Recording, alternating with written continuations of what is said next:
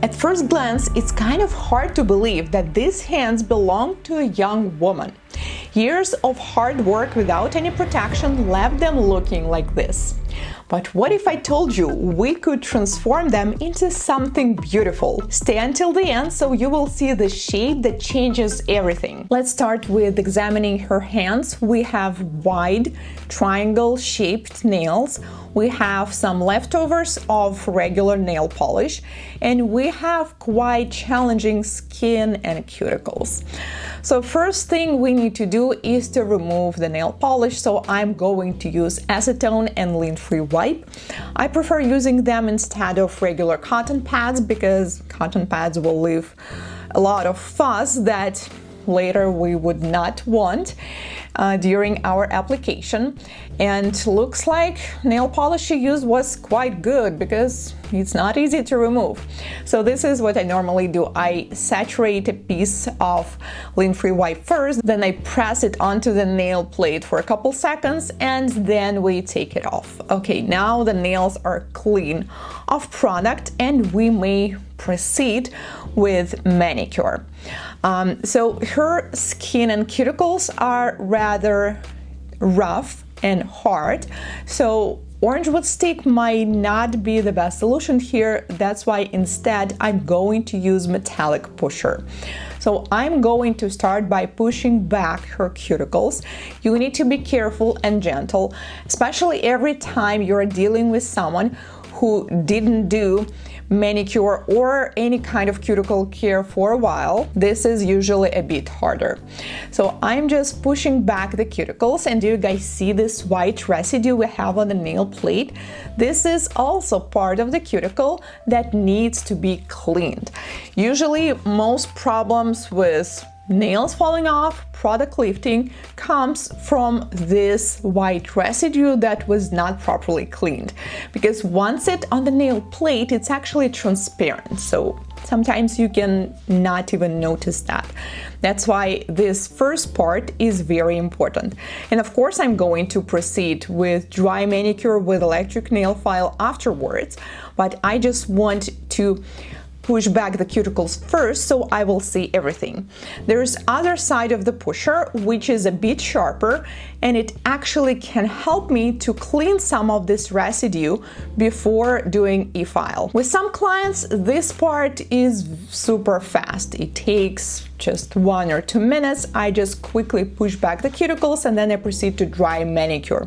Especially with the ones that are lucky enough to have a cuticles that I call invisible or non-existent, like they barely have anything there, especially if they do manicure on a regular basis every 2 to 4 weeks and there is not that much to clean, then this part will be super fast and easy. But if we're dealing with clients like this, it's obviously going to take longer and it's totally fine. Then I'm going to file her natural nails as short as possible because we are going to do extensions afterwards, so it won't make any sense to try to keep them. I will be using 180 grit file. Looks like she has some stains on her nail plate, probably from some materials she's working with. Well, that's not a big of a problem. And since she has this wide triangle shape, in order to transform this shape, I recommend you to file the free edge as short as possible if you are doing extensions afterwards, because usually this type of nail shape gets wider as they grow longer. And since we are planning to do a slightly different shape, if you will file off the corners, it will help you to create a slightly different shape out of the product. Also, since most of her nail plates are stained with certain colors, I also think that it will not be a great idea to try to keep them, so we just file it all off and then proceed with the dry manicure. I will be using electric nail file. diamond flame-shaped bead with red abrasive mark, and this bead is great not only for cleaning the cuticles and the side grooves. You can also use it for cleaning surrounding skin, and as you can see, we have plenty of it. So I'm also using a regular dust brush to remove the dust from time to time, so I will be able to see everything. Also, she has rather deep side grooves, which requires a little bit more cleaning than usual. Another important part of nail prep is whenever I'm doing it, whenever I'm pushing back the cuticles, I'm mostly cleaning the skin that's surrounding the nail and the cuticle from the nail plate. It's super important to not actually file the nail plate itself, because maybe it's kind of hard to tell just by looking at this video. I always get these comments like, oh my god, why are you filing down her nails so much? But the truth is, this white dust, this white residue that you see, this is cuticle or dead skin. This is not the nail plate. Because if you are filing down the nail plate that bad, after 2, 3, or 4 weeks, you will definitely see these ridges on the nail plate, also known as rings of fire. So if you see them, that means that you've been filing nail plate too much. So this is not what we're supposed to do. We're supposed to focus mostly on skin. Another common question is, how long should dry manicure take? It really depends. Like in this case, obviously it's going to take longer than usual, so I think it took me about 40, almost 50 minutes, while usually it takes about 10 minutes. So once we clean the one side of the nail, we switch to the opposite side, and I switch my electric nail file to reverse mode and do the exact same thing on the opposite side. Do you guys see how her nails look different already? Because we push back the cuticles, because we open them up, and I think they already look so much better. Now all we need to do is to clean the opposite side grooves. Since she didn't use gloves, we can see a lot of dry skin and dead cells along the side walls, and we can clean them as well. But another important thing here is, if she will continue working without gloves, then cleaning her skin and removing too much of the dead cells might not be the best idea, because it may feel too sensitive for her. So I think it's important to not overdo it. Of course, I'm going to clean it and make it look better, but not too much. Not to the point that she will not be able to touch anything. So after pushing up the cuticles, we have this white line of the dead tissue, also known as aponicum, and this is the one that we need to trim. But before doing that, I'm going to remove the surface shine with 180 grit buffer. We already did that with electric nail file as I was cleaning her skin around the cuticles, so I'm mostly working on the center of the nail and along the side walls. Make sure that you're not missing any spots, that we do not have any shiny spots left, that the surface of her nails is 100% matte. So then we proceed to trimming. I will be using manicure scissors, and we only need to trim this white part. Do not go any deeper, even though sometimes it may be a little tempting. We only need to remove this part. I know that some of my viewers cringe when they see this part of the video, but it is not painful at all. I mean, it should not be painful. If you experienced pain when doing this to yourself, or somebody else did it to you, then something was definitely wrong. Now we have beautiful natural nails. I mean, they look quite nice already, right? Now let's apply the hydrator, non-acid primer, and the product I will be using here will be acrylic. So I already fit the form, and then I'm going to do acrylic extensions. Since she has wide nails and our goal is to make them look nice and a bit more narrow, like as much as it's possible, So I am going to do nail art with the product instead of using some colors on top. So on first nail, we are going to do a transparent base, and the shape, in my opinion, that is going to be the best here is oval. She really wanted to have long nails, but I think extreme length would not be the best solution here, even if she will not work for a while. So we go with the medium length and oval shape. So when I build the base, it's very important to do the exact same width when you're building the free edge, because when you're dealing with wide nails, I know it's always so tempting to just take the product and make it dramatically more narrow, but trust me, it's going to look weird and unbalanced. So all we want to do is to create the same width along the side walls and then slowly narrow it down. You can do coffin shape.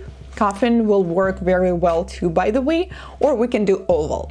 But if you are limited to the length, let's say you want to transform wide nails, but we cannot have too much of the length, regular oval shape or even square might be not a bad solution too. When it comes to acrylic application, I always take my time. I'm not rushing anywhere. I'm just doing the application until I'm 100% happy with the shape.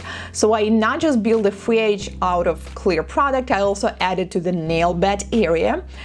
And I know it's a bit tricky because you guys can probably not even see some of the details because the product is transparent, but hang in there, I will add some colors. So I will use some milky color with a little shimmer and do this abstract line, so we will create a marble look. And then I have this beautiful light pink with a silver shimmer that I will add in between. So my goal is to hide and cover up her natural nail, because once it will start growing longer, we would not want it to be visible, but we still want to leave some areas that will remain transparent. I think it looks so nice, and I use these diagonal lines on purpose because they're also making nails look visually more narrow. And since we have some areas that will remain completely transparent, this is another trick on how to make nails look not as wide. I think the product underneath is definitely fully cured now, so it's safe to remove the form right now. And as I proceed doing nail art, I realized that at this point it might be too late to pinch the nails, so I stop, pinch the nail, and proceed with the nail art. I really want to add some more glitter near the cuticle, and then we simply need to seal it with a bit of clear acrylic. When working with wide nails, it's important to pinch them so we can create this beautiful curve, and once you see the object that has a curve, it will also make them visually more narrow. There are different types and styles of nails. We can create them completely flat. Usually we have that when we're using tips or press-on nails. But with wide and triangle shaped nails, I think it's much better if we have a C curve, and that's exactly what I'm trying to build here. So when sealing with transparent acrylic, make sure that you cover it all, that you do not have any empty spots along the cuticle, along the sidewalls. Now let me show you the difference between this nail and the one we haven't done yet. It looks so different, right? That's what I meant. By choosing the right shape, it can change the look of her hands dramatically. Now let's proceed with the next one. So I think this design looks really nice, but we are not going to make it on every single nail. We will go with 2 nails only, and then on the rest of them we are going to do something similar that will match with the entire look. So on the middle finger we're going to do basically the same idea. We start with transparent foundation. When you're doing that, do not forget that it's also recommended to build it on the nail plate too. So what I'm saying, if you're doing the design that consists of many different colors, it's much better if you do a transparent sandwich first. So you will have this thin layer of clear acrylic on the free edge and on the nail plate. Then you can do whatever you want. You're allowed to use different kinds of consistency, accessories, anything you want, and then you seal it again with a clear product. So So basically our nail was made out of clear product, but in between we can go a little crazy, use accessories and colors. And the reason it's better to do it this way, first of all, clear acrylic usually has a better adhesion to the nail plate. Also, it has a certain curing time, so it's much easier to control, because once we build nail art that consists of many colors, let's say you add the bead of this milky color first, and then you take the glitter second, which is much slower when it comes to curing time. So we do not know the exact time when it's going to cure, so we will have no idea when to pinch and so on. But with clear acrylic, we can control it much easier. So whenever you're doing any kinds of inlay nail art, I recommend you to use the sandwich technique when possible. Also, it's much easier to blend the colors and to apply them whenever you have a solid foundation. In our case, it's clear acrylic, compared to simply taking the colors and applying them directly on the nail plate or on the form. So the process is exactly the same here. I encapsulated it with the clear. I pinched it about when I was almost done with the design, because it felt like it's time. And on the next nail, I'm going to do something slightly different. So I have this nude color that is slightly transparent. I will build a free edge out of this color and then take this beautiful pink shimmer color and add it near the cuticle. So we will have a glitter color, but it's also nude at the same time. Some acrylic colors are designed to build a structure, such as this nude one.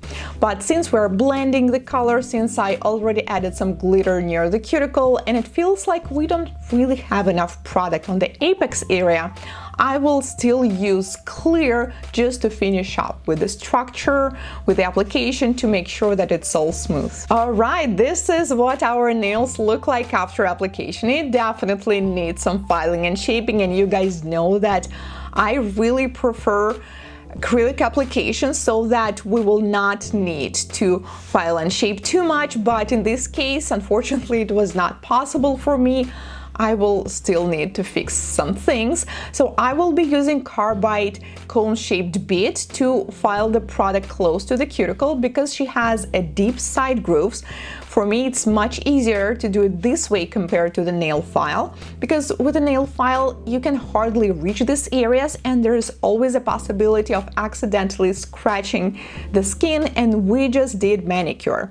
But with carbide bit, you can easily do that without touching the skin. Then I'm going to use the hand file. 180 grit will be enough to file and shape the nails. We want to make sure that the shape is on point, that it's symmetrical, but do not make it too pointy. Even though I kind of felt like I want to at this point, but this is not a good idea, because we need to keep in mind her natural nail shape. So it's better to have more like traditional oval shape instead of super pointy.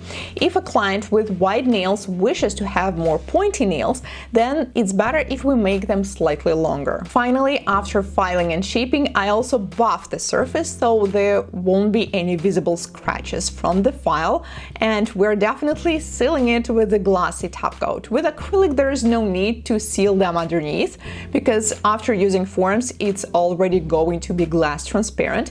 And I also like using this special cleansing foam at the end to make sure that we don't have any dust or residue remaining. And this is the final look. I think it's almost impossible to tell that these are the hands of the same person. Let me guys know, what do you think? Is this shape suitable for her? Thank you so much for watching, and I will see you in my next video. Goodbye!